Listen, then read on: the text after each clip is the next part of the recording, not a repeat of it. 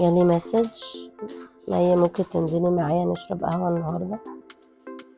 مش هقدر، للأسف مش هقدر النهاردة خالص.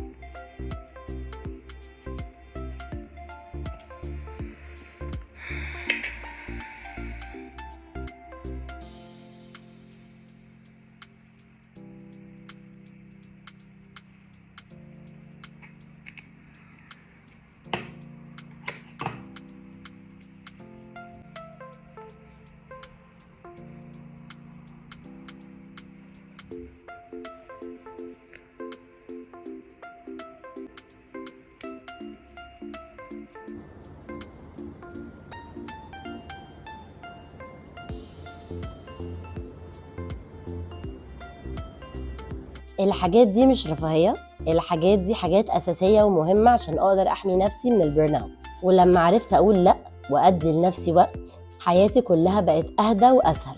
ولو انت كمان حاسة انك طول الوقت بتدي وان مفيش وقت لنفسك، أنا عملت كورس مخصوص للأمهات حقيقي هيغير لك حياتك. سيبيلي كومنت كلمة بيرن اوت وهنبعتلك كل التفاصيل.